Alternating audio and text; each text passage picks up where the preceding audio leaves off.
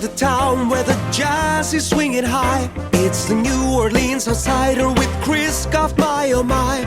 We may be outsiders, but our love for New Orleans is true. So come along as I share it all with you. Sights and sounds, food and drinks. We're here to take a ride with New Orleans Outsider as our guide. And here are your hosts, Chris Goff, Peter Newkirch, and Justin Appleberry. Welcome to our second episode of NOLA Outsider Podcast. I'm Chris, along with Justin, and also joining us this week, a good friend of ours that's gone to New Orleans and our special place we're talking about today many times, Peter Newkirch. Peter, you didn't get to join us last week, but you're here today, and that's all that counts. Welcome, Peter. Thanks for having me. Excited to be talking about our favorite city, New Orleans, and specifically Fritzel's today. Yeah, I think you probably went to, how many times did you go to New Orleans before I first went with you, Peter? Because had you gone there before a lot or no? Several times. Yeah, Okay. I was there. I'll start going there in the 90s. Oh, wow. So you predate me and Justin then. I mean, I'm like, I'm post Katrina, so you're early. My wife had gone there earlier too, many times. But yeah, so you have definitely a different perspective than us, I guess. Yeah, the first time I stayed was in downtown when it was safe, but there was nothing in downtown. You stayed there because it was the cheaper option. I was going to say, why would you stay there? It's cheaper, huh? Yeah. Yes. Yeah. There were people already, as New Orleans is, it's creative with everything. So they were creatively renting out houses and stuff in downtown. So. Oh yeah. It had a nice, very French, 3-story tall, giant window house the first time I went down there. Yeah.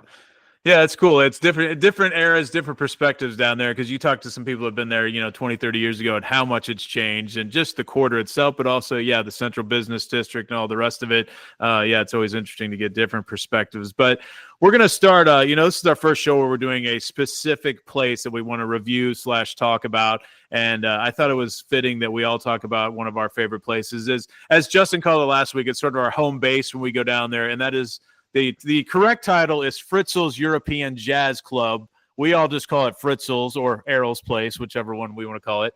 And Fritzel's is, if you have never been to New Orleans, it's on Bourbon Street. So, of course, everyone hears about Bourbon Street. They think, okay, this is going to be the, boobs out, beads throwing in the middle of the craziness. I'm over like 35. I don't want to go down there. But really, Fritzel's, I don't know about you guys, but when I tell people about it, I'm like, it's on Bourbon, but it's on the other side of town. It's not near the canal side. It's near the other side, the Esplanade side, whatever you want to call that. I call it, down there, I call it the east side. And, I think it's even though it's on Bourbon Street and it has live jazz, it does not have the same feeling that you're going into the huge ass beers place or any of this kind of stuff where you would find a whole bevy of 21-year-olds. Am I right about that? Yeah, you're not going to find the big ass beer that you see guys walking around Bourbon Street with. It has a little bit more cachet than that, I would say. Yeah, absolutely. And you will see those people walk in and they immediately realize it is not the place for them, and they turn around and walk back out. Yeah. That's so true. That's so true. Well, before we get to the history real quick, let's talk about when the first time I went to Fritzel's, of course, I think it was the same with you, Peter. And really it's, we traded it down to Justin. When we walked in, I was with friends that had been there before, and their names are Sarah and Travis, and they took us there. And they really had hit it off with a bartender who's still there to this day. One of my favorite guys down there. His first name is Errol. And so when I first went in there, it was early trip, and I had not really gone into many of the dive bars in New Orleans. And it was interesting to see it because, as we've discussed, most of these dive bars are about maybe 20 feet wide when you walk in, and 100 foot deep or whatever. And so when you walk in, Fritzel's this is before they sort of cleaned it up with the new regime that took it over. But you walked in, and remember, there was flags everywhere. Looked like they had not been touched or cleaned in many years. Police patches everywhere. A lot more like German decor because the owner at the time, or that had just previously deceased, and we'll talk about Gunter here in a minute, he had passed on, but a lot of his stuff was still there. And I just remember thinking, like, I've had dive bars in Kansas City and other places in my life, but a dive bar in New Orleans in that area in the French Quarter is a completely different thing. I can't really describe it to anyone else, just in shape and how it is constructed and how it's put together. What did you guys think? I think the craziest thing, you go, Pete. Everything the first time we walked in there, everything was in its place because that's where it had been set down originally and had never been moved. That's true. And you can see, you pick everything up, there's a dust ring underneath all of it. That's right. It's like the quintessential perfect dive bar, right? Because there's not a comfortable seat to be had in any other place. They've got the little stadium seating. It's just wood chairs. It's a smaller little bar that you're going to have to wait a while if it's busy to get a drink in.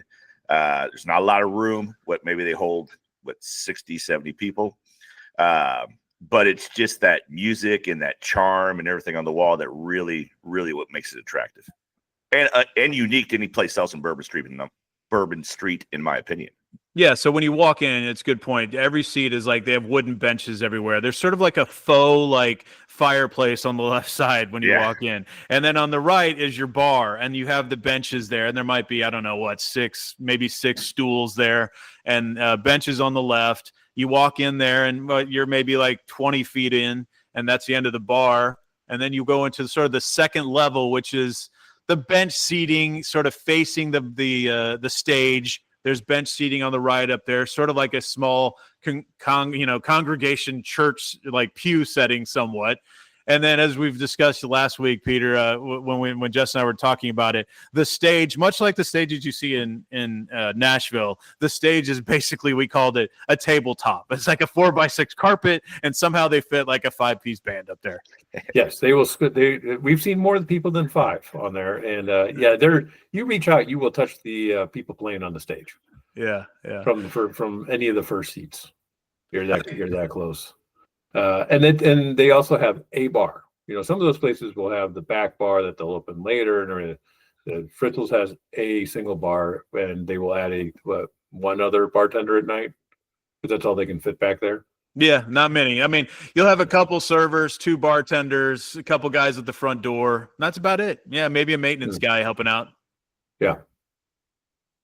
And then just a little tip from our wives to anybody that's going to be going out there. Girls, if you need to go use the restroom, bring a friend to guard the door, because there's no lock on that bad boy. Well, or it won't open. There is a lock. It's the opposite. The lock, it will sometimes stick.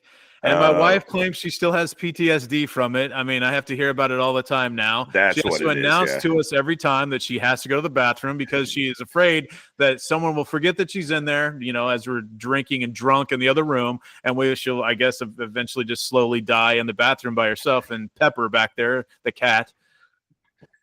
But, the cat that doesn't die. Yeah, the cat will live around for a surprisingly long time. He's had I think he's had some disease, but he's up and running now. He's still good. Pepper the cat.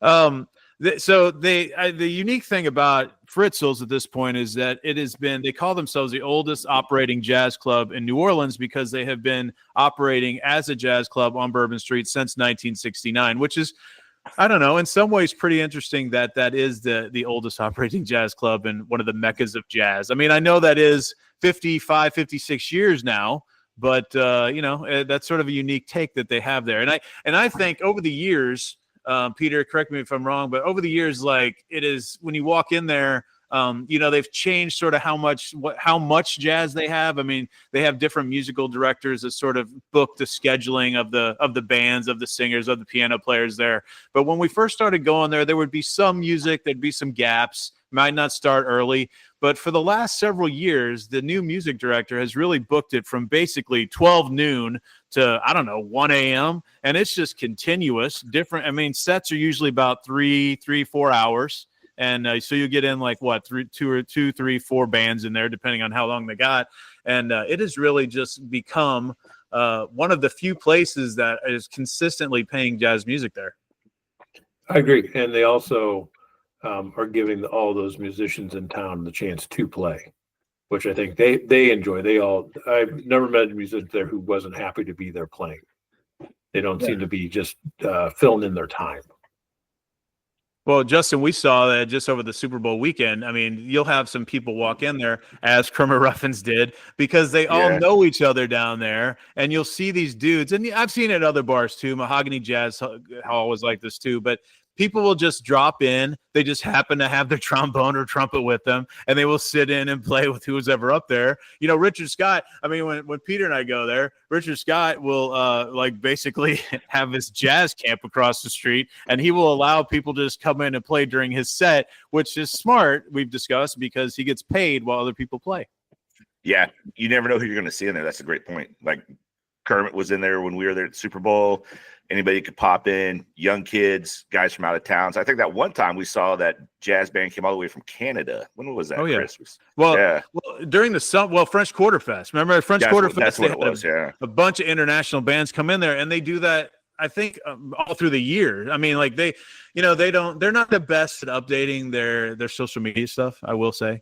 But like on Facebook, if you go there now on Fritzel's on Facebook, you'll see that they had, there was a singer, I think, from France. I mean, there's people come from Europe, and it is called the European Jazz Club for a reason. I mean, there's a ton of Europeans that come in there and play throughout the year, just sort of as a guest thing, come in for like a set or two.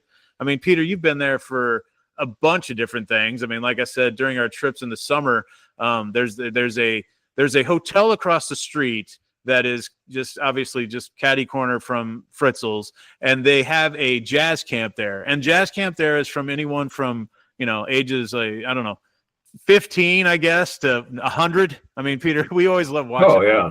Yeah, huge age range. And, yeah, you can tell people are coming from all over the country for that. And we've certainly seen people from other parts of the world come and play. And I think they have that tradition now of wanting people to come in, and it is a place. If you're in the country, people will come from somewhere else to just come play down there, and they pack in. I mean, you are more than shoulder to shoulder, especially at night in there. But everybody's always having a great time. Yeah. I mean, I think it's one of that's fun. I mean, you guys have both been there. I mean, Justin, when you walk in there during the day, which of course is my favorite, our favorite bartender, he's nearing 80 years old now. So Errol will be in there at 6 a.m. and he'll leave roughly like around 1-ish, let's say 1 in the afternoon. But the best time to go there, really, because it's, it goes up and down in attendance in there, but I love going there from like 10 to 1 because you basically have the place to yourself somewhat. Our favorite singer and piano player that we'll talk about, Richard Scott, is in there, and it's just but it's a completely different place at night, right, Justin? Yeah, it's completely different. It's also funny too, like we'll spend a lot of time in there and you'll just seeing the crowds of people come. So you'll have like one batch of tourists or whatever come in, they'll sit there, they'll watch 30 minutes to an hour, they'll leave, we'll see the next batch come in, we'll get to see the oohs and ahs of their faces, and we're just sitting there pounding hurricanes and having a good time. Surprising number of people coming off of the cruise ships now. Yeah, we saw who know to come see it. Yeah, that's something they've really recently hooked up with. I think it's it's not Royal Caribbean or Carnival. It's the other one, Norwegian. I think Norwegian cruise lines have a deal currently with Fritzel's where they basically use them as one of their, what's it called? The thing you pay to do extra on the side on the cruise. Stops or whatever. Yeah, the excursions. It's an There excursion go. to go there. And that's sort of interesting because one time, I forget who was with me then, we got kicked out because they're having an excursion. I was with you on that one, yeah. They're like, basically like, you guys, you can stay here till like 11:30, but you need to get out. And we're like, why? And they're like, because we're expecting like 80 people from Norwegian Cruise Lines to come in here, and they paid, God knows, probably paid $400 each to come have a true New Orleans experience. So get the hell out. No, they were nice. They were nice about it. But I've been kicked out of plenty of bars, but never for a tourist off a cruise ship. So that's I did not know that story. That is funny, and I think it's funny that to have the true experience means to get the other visitors out. Yes, they get the place to themselves. They paid a lot of money. So I sent you guys both sort of a rundown of sort of the history I found about Fritzel's, because I think it's interesting. Obviously, every building in that town in the French Quarter definitely has like some kind of long history, and it's really hard to find out much about what was there before Fritzel's, which started in 1969. But the building itself was built in 1831, which I think the majority of the buildings in that area were built around that. It seems, give or minus like 10, 20 years around there. And that building, remarkably, I feel like, I've seen a lot of buildings built at that time. And I think for the period, I think it still looks pretty good. I do. I think it looks pretty good. Yeah, it holds up. And you can tell at some point that did not have a floor, that the concrete floor was poured sometime later. That's true. That is true. One of the few upgrades they've probably done to it since then. Yeah, because they were forced to at some point, not because they thought it would make it nicer. Yeah, there was some kind of code that was given to them that they had to do. Yeah. The Fritzels was founded by a guy named Gunter Sutter. He went by the nickname Dutch, and he founded it in October of 1969. The address is 733 Bourbon Street. And, basically, like we said, it's the oldest traditional jazz club that's still in operation. So when I looked up Gunter, because do you remember, Peter, like they had that picture of Gunter, and they had a lot more German decor up there. Some that it was never like they had some like symbolism up there. Nothing I found that I thought was offensive, but they had a lot of German stuff on. And they still have the painting of Gunter on the wall, I believe. They do. Yeah. Yeah. They had a lot more of the regional flags and the older flags, nothing military, but actual state flags and things like that for them. Yeah. And they were big. And I know a lot of bars do the police patches, and they still have like a little area designated for that. But I think Gunter seemed to have he liked that. He had a big, he liked that affinity for that, I should say, because there was just so many patches in there all over the walls. And I don't know, it's funny. I look at some old pictures that I took when we first started going there like 10, 15 years ago, and it's just so much different now. You sort of forget how much undecorating they did to sort of clean it up, I guess, or just change it from where it is now. So yeah, they cleaned up the bar and everything. Like that's I don't know if they resurfaced it or what, but they put a new bar top on there right around COVID, I think, or right around there, because I remember Errol was talking about that. They put some work in on the bar. And do we know how much damage they took during Katrina? I don't think they, to be fair, I don't really think a lot of the places in the French Quarter had a ton of damage. There was I think they were just one of the higher places. I believe that's, Peter, correct me if I'm wrong, I think that's one of the higher places in the area. And I don't think the water got nearly high enough to do like major damage to a lot of those places. No, Errol never has said anything about it being any real damage to the bar.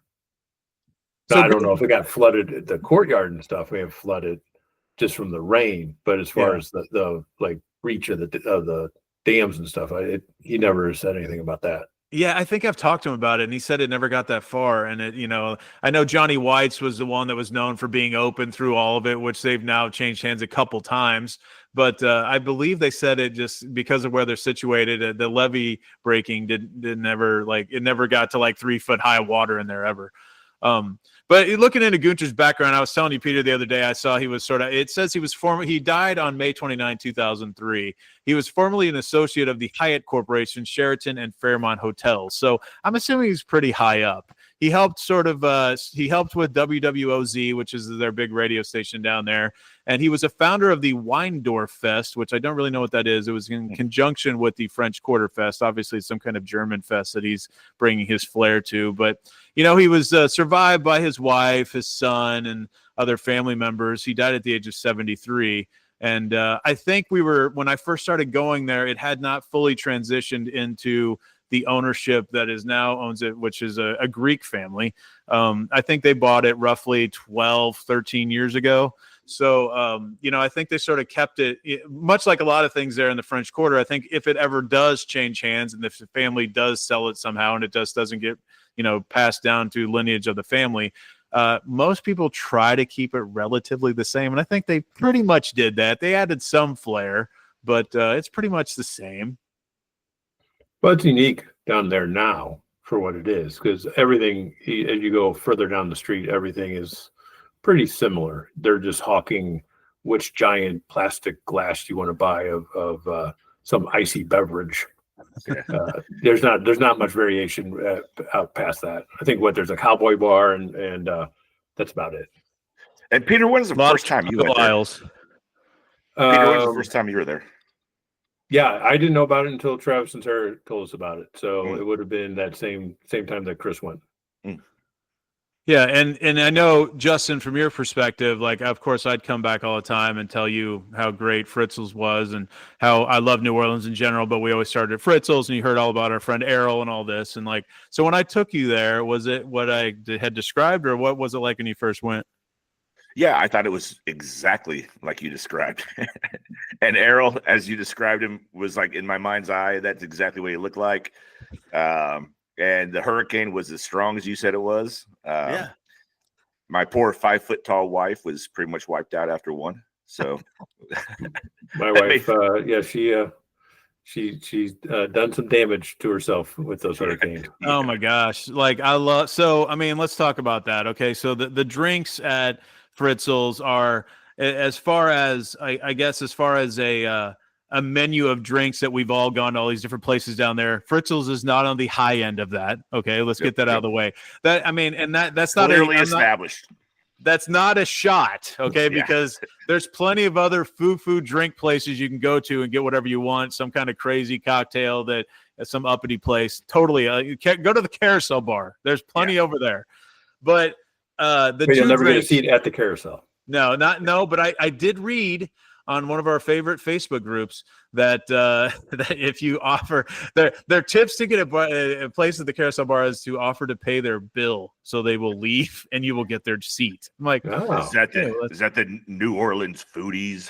Yes, the New Orleans foodies. Oh, the infamous New Orleans foodies. Yeah, I don't know if I've indoctrinated Peter into that yet, but I love reading the New Orleans foodies group because they are, well, I've sent Peter some links to people's breakdowns of their culinary adventures in New Orleans. But anyway, the drinks that I love at Fritzel's, like, you know, of course they have beer on tap, all the local beers. They have any, like, just liquor out of a bottle you can get there, but their two main drinks are Errol's Hurricane and Errol's Bloody Mary.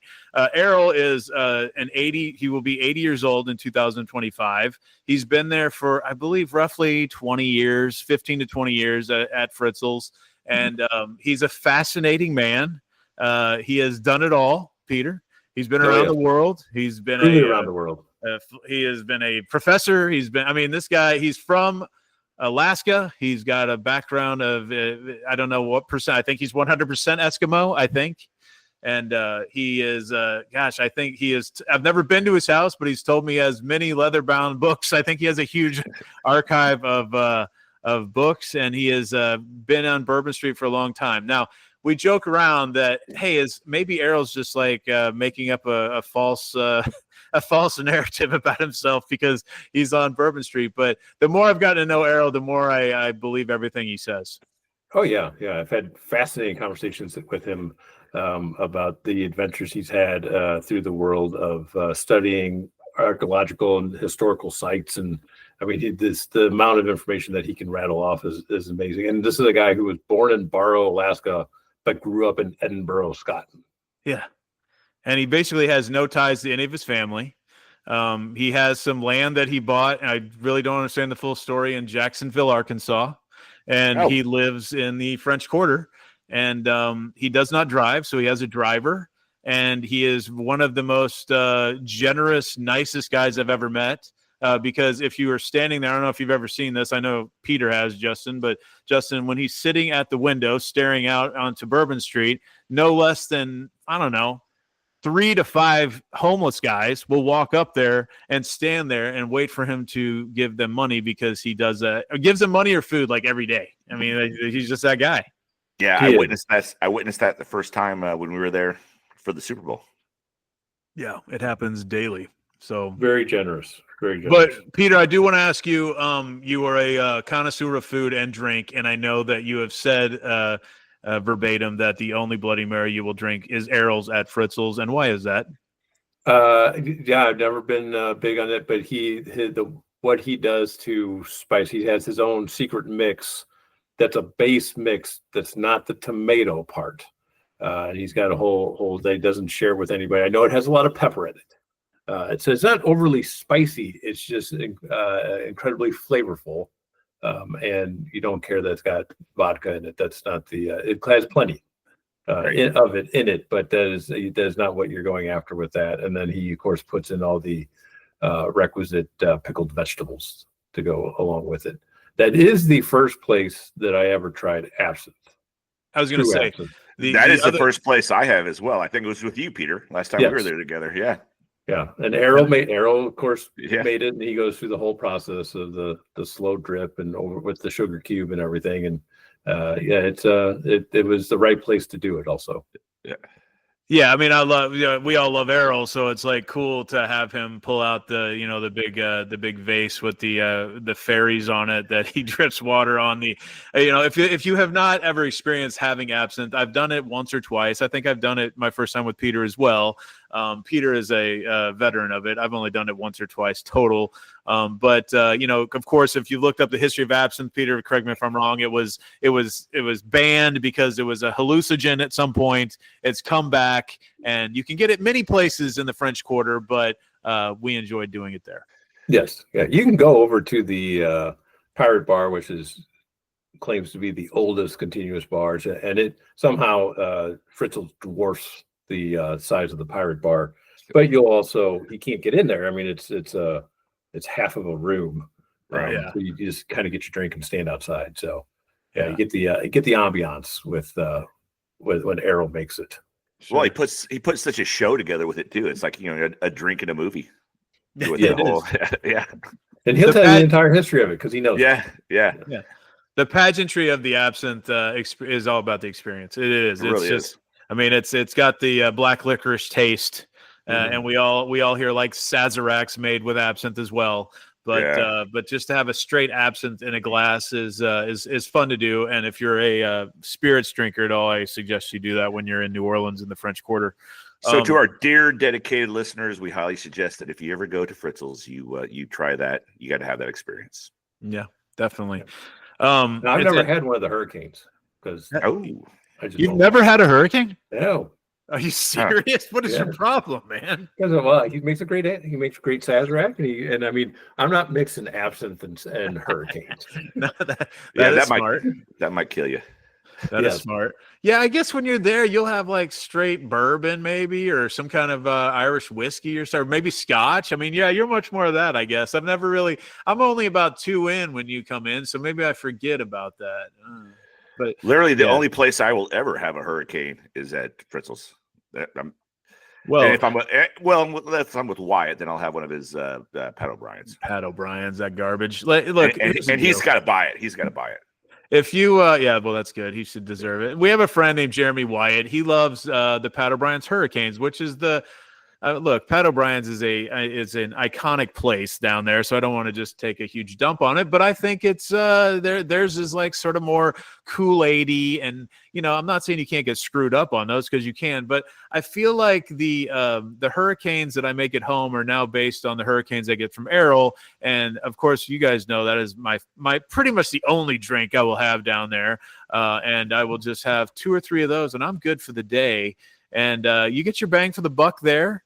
And I don't know. He does an inordinate amount of rum in there. And I'm telling you, if you want to just go in there and day drink, which is my favorite thing, and you get 2 to 3 hurricanes in you, you are good until dinner. You just are. I mean, and Peter, I cannot believe you have not done this. I mean, I know Charlotte has because she's had injuries, but it's very good. It's very good. She's gotten herself pretty sleepy a couple times right in the middle of the afternoon. Well, afternoon nap cures that.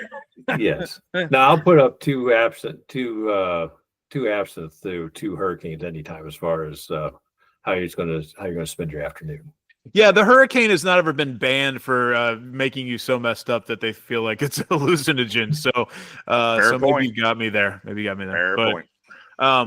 Yeah, it's my wife will have French 75s there because my wife is a very picky wino, and they have your typical dive bar wine selection, which is going to be, a Cab, a Merlot, and a Chardonnay, and that's about it. And not the top shelf stuff, which, whatever. I'm not there to drink wine. She is. She gets French 75s there, which has ended up being one of her favorite drinks down there. I think your wife likes them, Justin. Yep.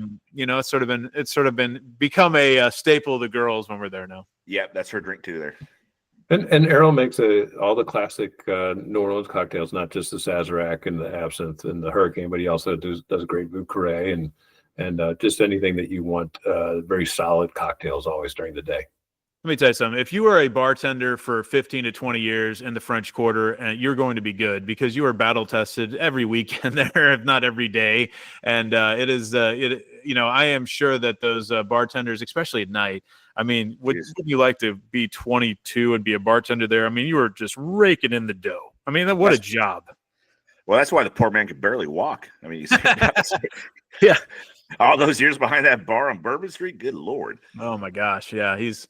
He's something else, but you need to, it's funny. I saw some people giving tips about Fritzel's on the internet, and one of them says, keep cash on when you're there, because depending on the night, there may be a small cover charge to get in. You're always tipping the bands. The bands the music at Fritzel's is the real draw, I think. I mean, like we love, I love the Hurricanes. I love the people that work there, but I also, I don't want to leave out Katarina and Deo. They're two of my other favorite bartenders. They're fantastic. I like them all. And we will talk about the upstairs thing here in a second, because I've had mixed results of people that work there, but the music is the draw. So like I said, it's basically a 12-hour music place every day. And I think people are sort of shocked by that because, you're not going to Tipitina's, you're not going to, Frenchman Street. I think, you hear a lot of at Cat's Meow Corner and all these other places have karaoke / rock bands or whatever, any kind of music going on. But, jazz, as I talked last weekend, Peter, with Justin, it's like I was not a jazz guy, really. I just didn't grow up with it. I know Kansas City has roots in it, but until I went to Fritzel's and until I heard several bands there, not just Richard Scott, but I really didn't get into it. But since then, of course, I love not only just jazz and old school like ragtime jazz stuff, but also got to really love one of my favorite artists, Fats Domino, because of them playing it constantly there. Yes, absolutely. Yeah, I mean, there's that distinctive New Orleans piano player style, but you'll hear bands that are Dixieland all the way up to almost klezmer style playing to true, a more East Coast sound of the jazz clubs that you'd find up in the Northeast. Not so much. I never really heard anybody playing there that has more of that West Coast jazz sound.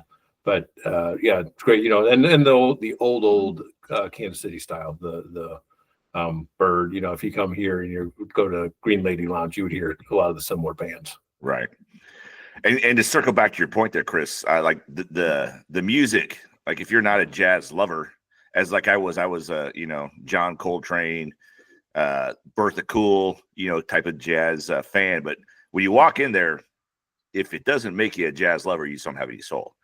And back to your point furthermore on keeping cash on hand, you got to remember that a lot of these bands, they're either up and coming artists and they're going to pass that hat around. So throw a few bucks in there, help them out. Or you can also, if they're touring, they need to make that money. And you can also buy CDs, which old guys like I like, or they can even download MP3s and stuff. So always best to have that cash available for them.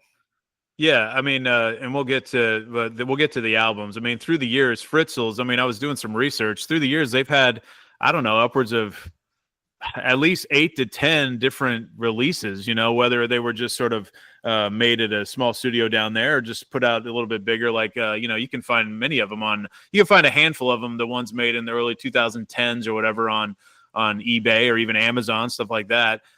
They put out their own vinyl just a few years ago. They put out a couple sort of greatest hits CDs of people playing there that they taped live in there that are available on either fritzelsjazz.com or other places online.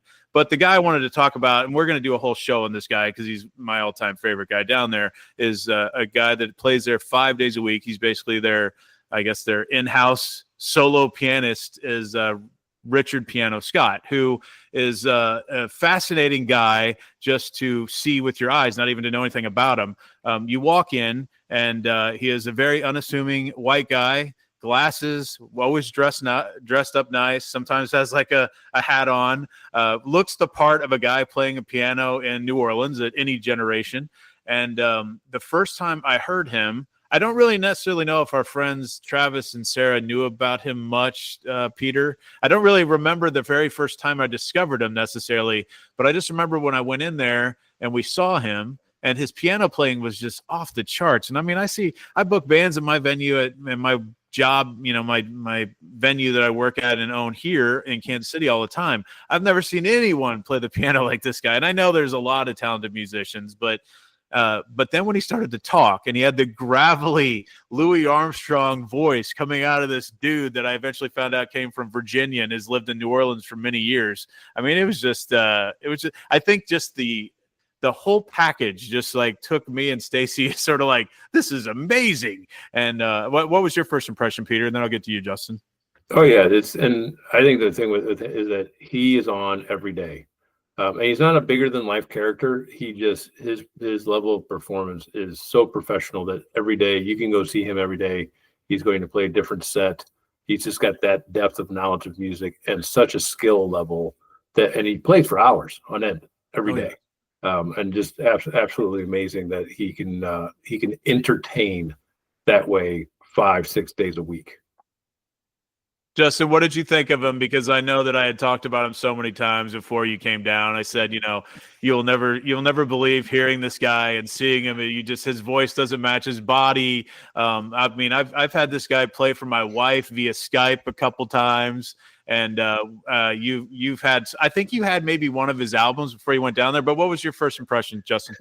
Well, I thought he looked like Ron Howard, Opie from Happy Days. Yeah, it looks sort of like Ron Howard. Yeah, like Ron Howard. And I remember he brought out his own keyboard in, and I was like, well, why is he got to bring his own keyboard in? It's because he beats the living hell out of the thing, and their piano there can't take it. And so this guy just puts the keyboard down, and he just the level of the performance and just sort of the coolness and intensity in which he played, and how you could just name out a song. He threw out a song. He's got it. Oh, we're going to play this. We're going to play this. Just the depth of knowledge and just the passion in which he played, it blew me out of the water. Yeah. And I mean, we've seen him at, I don't know, half a dozen different venues, but there was a period of time where he was not at Fritzel's all the time. In fact, he was only there like one day a week. And I was like, oh my gosh, the Fritzel's is losing like one of my favorite parts of it. And then now he's back. The last couple of years, he's been back 5 days a week. He has his own band plays Monday nights from like 8:30 to 11:30. But the rest of the time he's there midday, sort of like 12:30, 2:30 or 12:30 to 4 o'clock, something like that. Sort of have to check out his schedule on richardpianoscott.com. But I mean, yeah, he will play whatever you ask. He will play. He knows any kind of Fats Domino. He knows any kind of, I mean, you're going back to Jelly Roll Morton all the way through to like, somewhat modern jazz. Nothing. He's a much rather would play the older stuff. And as he says, if he doesn't know it, he'll fake his way and play something anyway. But but then on the same side, he will play anything Fats Domino, which of course is not jazz. That's rock and roll or whatever you want to call it, the New Orleans style down there. And I'm even like, he played Luckenbach, Texas once. Right. He played Deo, the Beetlejuice, the banana song, Harry Belafonte. He plays that based on one of the bartenders named Deo. But my point is his range is like all over the board. And I think he enjoys it when you walk in there and start naming some like random stuff that he plays Toy Story songs. I don't know. He's great. And he can do soundtracks. He can do Rolling Stones, everything to James Booker and Memphis Slim to Pine Top Perkins. Yeah, I learned about James Booker. I had no idea. James Booker is a fascinating character. If you look up James Booker and see about his life, his music, how he ended up with one eye, he's an amazing character. But he taught me all about that. And gosh, we've really gotten to know him well over the years. Like you said, very unassuming. He likes to talk to people. And it seems like every time I'm in there and there's a group, it's always people from around the United States or even abroad that come there and they just want to see Richard Scott and they will come watch him all the time. And I think he does pretty well for himself. I do. I think he does a pretty good career down there. I think he's doing okay. He actually gave us the best story I've ever heard of all the mystique around how James Booker lost his eye is the one that Richard Scott told us that it was Ringo Starr that punched his eye out, and that's why he would wear the eye patch with the star on it. That is true. He did say that. That's one of the legends of James Booker. Yes, because he went to prison, and then he came out with a eye patch, and so like no one knew what happened. But he's Richard Scott is not only he's from Virginia, but his knowledge of New Orleans music and just music knowledge in general, but also most specifically the New Orleans music is just off the charts. I mean, he knows everything about it, and he lives and breathes it. And I don't know, he's just like super cool dude. And he is as much about Fritzel's as anything at this point, to me, anyway.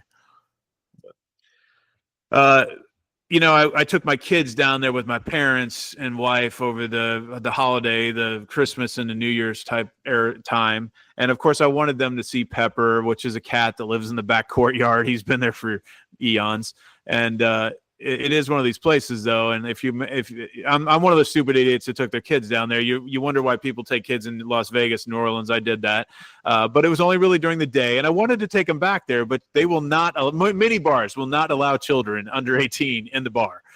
So don't try to do that, because even though like consider myself somewhat friendly with most of the people that work there, there was Gunner, my 9-year-old, was not going to go see Pepper. He was very upset about it.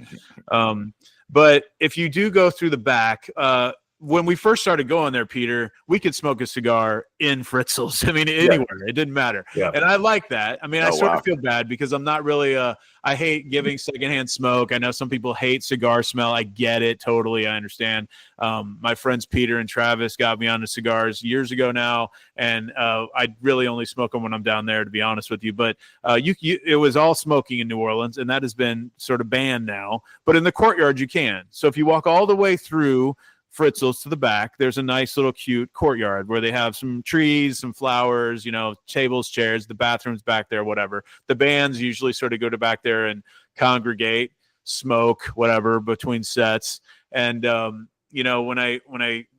we spent many a times smoking cigars back there. And one thing that we see, that I see all the time, is at night you will see a couple like sort of odd looking characters sitting by the store. And looked like they came out of Twilight. It looked like they beat up somebody from Twilight, put their clothes on. And in fact, my wife just had an altercation with one this past time, and she will no longer like this guy. He's the older dude, not the one that we see all the time, Peter, not the dark-haired guy, but the other guy. Anyway, so there's he was. There's an upstairs speakeasy. It's a vampire speakeasy on the second floor. Now, it is not, from what I understand, it's not owned by Fritzel's. They just rent it out to them. And you have to I think you used to have to get a password from the Vampire Cafe or somewhere else to get up there. But I believe it's still called Potions, I believe. And you would have to go to this guy and say the magic word or whatever, like any sort of corny ass speakeasy does. And then you go up these stairs and he takes you up there. And have you guys been up there? I've never been upstairs. Never been up there. No interest in it. Same. Yeah. The real action is down on the first floor. It is, but I mean, I'm curious. I am curious. I want to see it sometime. I've seen some people say it smells like piss, which obviously, or cat piss, which comes from Pepper, I'm sure, because I think Pepper lives up there. But I am sort of fascinated with it. I've never asked Harold to take me up there, but I am going to do that at some time when I'm a couple of hurricanes in. I will be asking Harold, hey, can you just give me the keys or the nickel tour? I just want to see it. Well, you tell us how it goes, buddy, because I ain't going up there. What? Yeah. Somehow I feel like the drinks are more expensive up there. Oh, well, no, I want to do it off hours. I don't want to actually partake. But the people that do partake, let me just say it this way. Great people watching. Yes. So if I die and I end up going to hell, it's going to be a vampire speakeasy. It's probably where it's going to be. So, yes. Look, I'm not a speakeasy guy. I know you had a brother-in-law that had one here, Justin, and I went to that, and it was fine. I mean, the whole experience is fine. Do it once, whatever. But for the people who love speakeasies, like they probably got rave music going in there, and just my God. The vampire one's a special level of speakeasy. I get that, but I'm a fan of speakeasies. There's several great ones here in Kansas City. Yeah, but I don't need it to be a vampire one. Doesn't add any of the mystique to me. You know what pisses me off about speakeasies? When I'm like, my wife can't read the menu and she puts her phone flashlight on and they come over to you as if you were trying to assassinate a high-ranking official. Okay. And they're like, I'm like, hey, she can't see. Okay. Yeah. And that's annoying. I find that to be annoying. But that was the common complaint of that speakeasy here in Kansas City, and I think that's part of why it doesn't exist anymore. Yep. Okay, that's probably why. Yeah. Peter, I wanted to get your thoughts on the bit of information I gave you about Fritzel's, which I had absolutely no idea that Gunter Sutter was the person that somehow brought Jägermeister to a new level in America. Yeah, that's every time we go down there, we learn something new, and we didn't have to go down there for this one. That he is responsible for every drunken, mishappened evening in college towns with Jägermeister, because he solely promoted Jägermeister being in this country to the point where it's spread across the country. That is an amazing feat. It wasn't when you see that bar, it's so unassuming in that way. It is. It is. So did how you do know you that? do that? Tell the story. Well, it was when I was reading about it. Of course, the bar starts in 1969, and Gunter he basically promoted Jägermeister. He sold it to Louisiana college students. He was a German immigrant, like I said, so he was already familiar with Jägermeister and began bringing it over on ships from Germany, I guess. And it wasn't really distributed in the United States until 1973, but he was getting the head start on that. So he was importing it? I guess, yeah. That's Oh, wow. that from what I read. About, like, he was getting guys coming up to the port, making deals to have them bring bottles off the ships for him. It says in this article, get this, it says, quote, as it would have taken a while to get into all 50 states in 1973, there's a good chance that Fritzel's was serving it before it was legally distributed, likely contributing to its illicit mystical reputation. So, and it's fascinating because we've been going to Fritzel's for years. I had no idea. And like on the bar, there's just the typical Jägermeister sort of cube there that keeps it cold or whatever, the little chiller thing that's on all these bars now. And some dude walked in the last time or two that I was there and said, "Hey, I just wanted to come to Fritzel's and where Jägermeister all began." Yeah. And I was like, this guy's drunk. What's this guy talking about? And so I had no idea until I was doing research on this. And I'm like, that's what the dude talked about. He probably read this online. The Jägermeister started there. And like Peter said, you would have absolutely no idea. Like they have Jaeger and the chiller. They might have like a mirrored Jägermeister like beer sign on the wall, and that's it. They're not claiming it. I don't know. Wow, thanks to our crack research staff for pointing that out. That's I know. good stuff. I know. One of the things I most love about New Orleans is that there are rules and there are laws. You don't really know which are which, but the rules are followed by everyone, and you will be punished for breaking them. So trying to bring your 9-year-old in to a bar to see a cat will never happen. But nobody really cared if they were smuggling in Jägermeister off of ships from Europe for 5 years before it was. Yeah, that's right. Yeah, that is New Orleans in a nutshell, right there. That is. But yeah, I don't know. I love Fritzel's. It's my favorite spot. We consider it. I consider it. I'll speak for myself. It's home base. It's home base. I will definitely. We call it the guys trip. Yes, I'm old enough to have guys trips now, and I will, like the last couple years, it's been Garrett and Peter. Maybe Justin can join us at some point in the future, but we will go down there, and basically it's a guys trip because all I want to do is really wake up, go see Errol at Fritzel's all day, see Richard Scott play for 2 to 4 hours, and then eat at a couple nice places, and then repeat for like 3 days. And to me, that is a perfect vacation for me in New Orleans. There's different versions of perfect vacations there, but that is one of them. And, Fritzel's is always at the center of it all.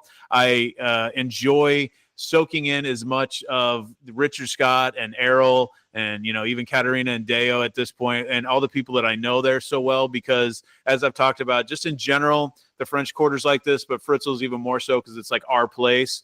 But I just love going to a place that the bartenders stay the same for decades. You can walk in, they know you, they act like, it's not like a new person every time like you might have in just our own town here in Kansas City. It feels like a home away from home. And then Fritzel's is like that for me. And that's why I love it.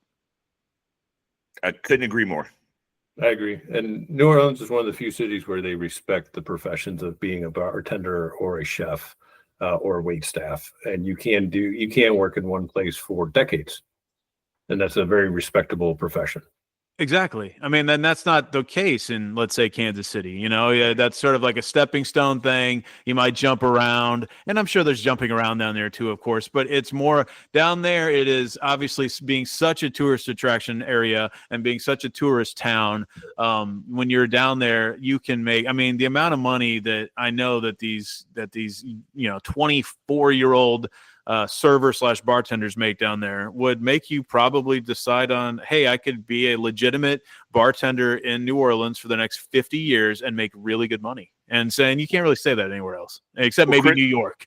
Right. Weren't you telling me, Chris, that was it Antoine's, which we'll talk about in a further episode?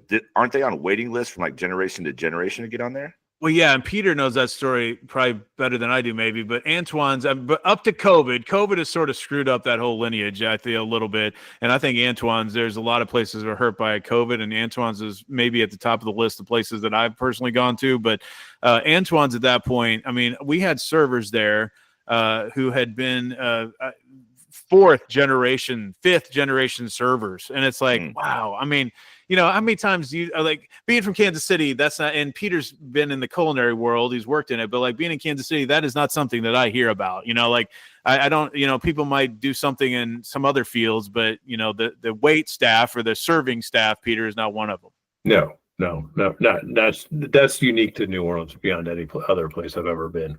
To have people. It's you'll occasionally meet people like, I've worked here for 20 years or 30 years, and sometimes it's because they're family and it's their business. But to have generations work their entire careers, or that's only in New Orleans do you find that. Yeah, that's amazing. Yeah, it's amazing. Yeah. So, I mean, and they're all ages. I mean, we got Errol's 80, and there's plenty of 21-year-old servers too. That's just it is its own world down there, and Fritzel's just a little part of it. But I've enjoyed talking about Fritzel's with you guys. I mean, it's a fun place. If you've never been down there and you're looking to find some unique places or sort of hole in the walls that you might not come across, I mean, Fritzel's to me, it's one of those things, like, it's not really on a lot of like cocktail tours because it doesn't really have its own like unique take, really. I mean, even though we love Errol stuff, it's not sort of a sexy pick to take to you possibly, but I feel like it's a place that if you really wanted to see in a nutshell what it's like to be in the French Quarter and to be in the jazz world and to have everything that you sort of feel comes together in New Orleans, Fritzel's the place. So I'm torn. I want more people to know about it because it's awesome, but I don't want to have to compete with so many people going there. So I see both sides to it, but I think for anyone that I say that goes down there, if they're open-minded and they like music, that is the place to go. It really is. It's like our secret that we love, but man, it's hard you want to keep it your secret, but you also want everybody to know how cool it is. Totally like that. Peter, anything else about Fritzel's before we go? You talked a little bit about it. It is a great place to smoke a cigar back there in the court. As you said, we used to be able to smoke right there at the bar, which was fun in its own way. It's the love-hate relationship with smoking in bars. Of it's fun when you do it, but you don't want to smell like cigars and cigarettes. But yeah, that courtyard is great, and it is open air, but it's contained enough that if it's really hot or rainy, unless it's just downpour rain, you can sit out there pretty comfortably year round, and it's always comfortable. It's just kind of a cool, relaxing spot that's perfect to out of the wind and comfortable to take your cocktail back there or your hurricane for you guys and enjoy yourself with a good cigar. Absolutely. What about you, Justin? I mean, Fritzel's, is it, I know I've beat it into your head enough, but I think you like it a lot. Yeah, like I said, home base. That's our home base. That's where we start. That's where we finish. That's sort of the foundation, if you will, of our New Orleans trip. It is. I love it. It's one of my favorites. And I don't know, after this, it's all downhill from here as far as my favorite places in New Orleans. But looking for it, for the next show, Peter, we were kicking around different things. And one of them is, we'll have to decide. But I know one place that we all enjoy eating-wise would probably be Muriel's. And that might be one to talk about on our next episode because all three of us are pretty big foodies. We like going down there and having a good meal. I know I'm going to drop some cash when I go to New Orleans. I don't eat that way any other place. And a place that has mixed reviews really on the New Orleans Foodies Facebook group, Peter, because they, as Justin knows, Muriel's is like one of those places that I think has excellent food. But if you're a local, I think they look at it as a tourist trap.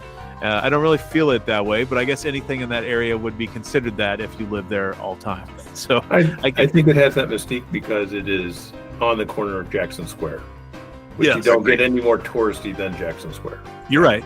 That is home. That is the heartbeat of the tourist area in New Orleans is Jackson Square. So I understand, but it is an excellent meal, and I never have had a bad one there. And we will probably talk about that on the next episode. Fritzel's located at 733 Bourbon Street, and it is one of our all-time favorites. If you like jazz music, if you like live music in New Orleans, it is a somewhat under-the-radar place that you're going to have to check out. Check them out at fritzelsjazz.com, and we will see you next time here on NOLA Outsider. Thanks for listening to the NOLA Outsider podcast. We'd love to hear about your experiences in the greatest city in the world. Email us at outsidernola@gmail.com. Also, check us out on Facebook at facebook.com/NOLA Outsider or visit NOLAoutsider.com. See you next time on NOLA Outsider.